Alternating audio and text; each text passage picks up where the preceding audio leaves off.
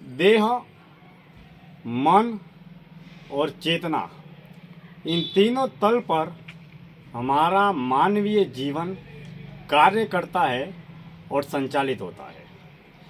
यानी कि जो देह है, इस देह में मन और चेतना जो है वह अदृश्य रूप से स्थापित है।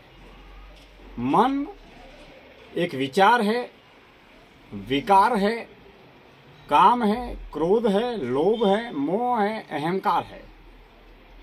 इन पंच विकार रूपी विचार से मन का निर्माण होता है और जिस तरीके के मन का निर्माण होता है वह किए हुए कर्मों के माध्यम से और जिए हुए जीवन के माध्यम से जिस तरीके के मन का जन्म से बचपन, बचपन से जवानी, जवानी से बूढ़ापा, जिस तरीके के विचारों का निर्माण हुआ है, उन्हीं विचारों के आधार पर जो देह है वह कर्म करती है, क्रिया करती है।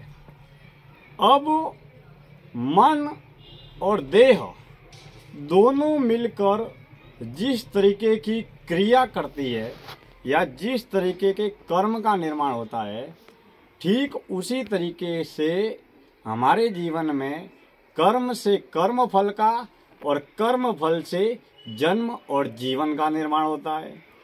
अब आत्मा की खोज में हो या कोई साधक परमपिता परमात्मा की खोज में हो, कोई व्यक्ति सत्य की खोज में हो या संसार की खोज में हो, इन दोनों की खोज के लिए देह का और मन का शक्तिशाली होना बेहद आवश्यक है। क्योंकि देह जिस तरीके की क्रिया करेगी उसी के आधार पर जन्म और जीवन का निर्माण होता है। यानी कि देह, मन और चेतना, इन तीनों तल पर जब साधक मौन के माध्यम से, ध्यान के माध्यम से, भक्ति के माध्यम से, साधना के माध्यम से, सात्विक कर्मों के माध्यम से, सतोगुणी विचारधारा के माध्यम से जिस तरीके के जीवन का निर्माण होता है, ठीक उसी तरीके से हमारे जीवन शक्ति का निर्माण होता है।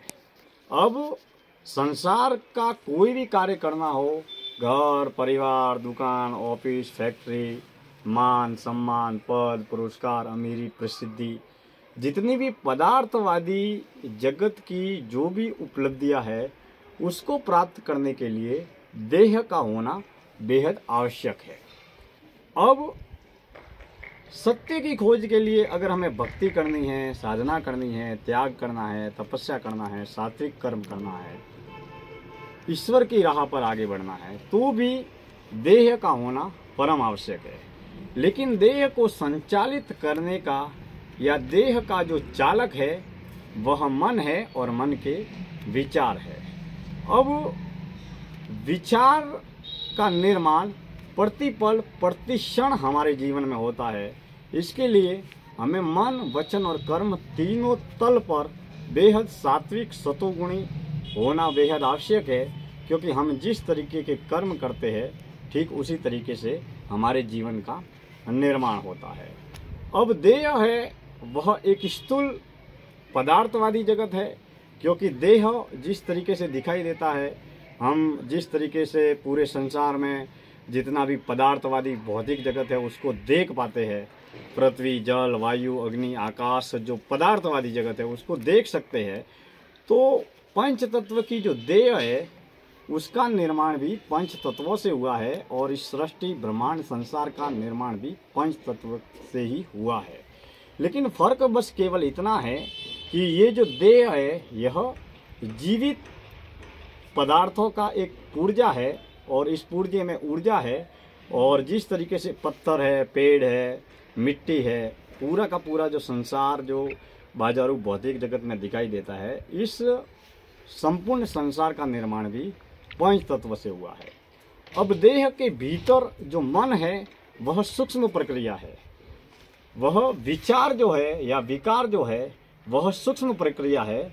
उसे किसी पदार्थ के रूप में, भौतिक रूप में देखा नहीं जा सकता, लेकिन जो सूक्ष्म तल पर जो सूक्ष्म विचार है वह पदार्थवादी जगत को संचालित करता है, जिसके आधार पर कर्म और जीवन का निर्माण होता है।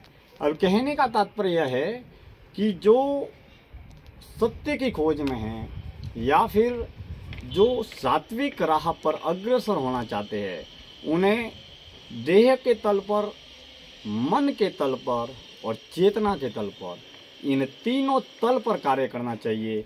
क्योंकि जितने हमारे कर्म शुद्ध और सात्विक होंगे उतने ही हमारे मन शुद्ध और सात्विक होगा, भाव शुद्ध और सात्विक होगा, विचार शुद्ध और सात्विक होंगे, और जितने कर्म सात्विक होंगे उतना ही हमारा जीवन सात्विक दिशा में गति करता रहेगा।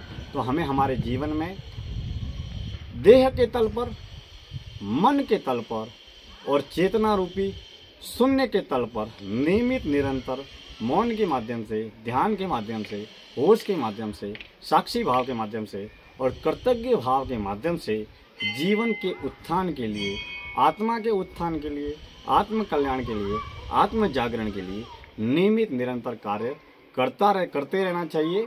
और सत्य की यात्रा हो या संसार की यात्रा हो, तमाम तरीके की आंतरिक यात्रा हो या बाहरी बाजारू भौतिक जगत की यात्रा हो, दोनों यात्राएं देह और मन के माध्यम से ही संभव है।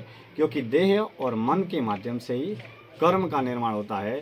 तो जितना हमारा देह शक्तिशाली होगा, निरोगी होगा, जितना हमारा मन शक्तिशाली होगा, आत्मविश्वास से भरा हुआ होगा, मन जितना सामर्थ्यवान होगा, समर्थ होगा, जितना स्थिर और स्थायी होगा, उतना ही देह और मन के माध्यम से हम हमारे मानव जीवन में स्थिर और स्थायी उपलब्धियां और सफलता प्राप्त करेंगे और हमेशा आगे बढ़ते रहेंगे। जिस तरीके से देह का निर्माण होता है वो भोजन के माध्यम से, पेय पदार्थों के माध्यम से होता है। जिस तरीके से पूरा शरीर जो बना है, हम जो खाते हैं, पीते हैं, व्यायाम करते हैं, योगासन करते हैं, उसी तरीके से हमारी देह का निर्माण होता है। उसी तरीके से हमारे मन का निर्माण भी तमाम तरीके के पंच इंद्रिया है उनके माध्यम से होता है। लेकिन पंच इंद्रियों के माध्यम से जिस तरीके के मन के विचारों का जन्म होता है, उस मन को शक्तिशाली, प्रभावपूर्ण बनाने के लिए हमें मौन, ध्यान, होश, एकांत की दिशा में आगे बढ़कर हमें अपने मन को,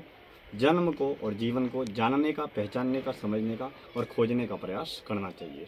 मैं दिनेश्वर माली आप सभी का तहे दिल से हार्दिक आभार व्यक्त करता हूँ। आज की इस जीवन दर्शन यात्रा में इतनी ही बात है।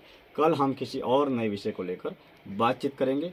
आप हमसे जुड़े हैं और जुड़े रहे, इसके लिए बहुत बहुत धन्यवाद।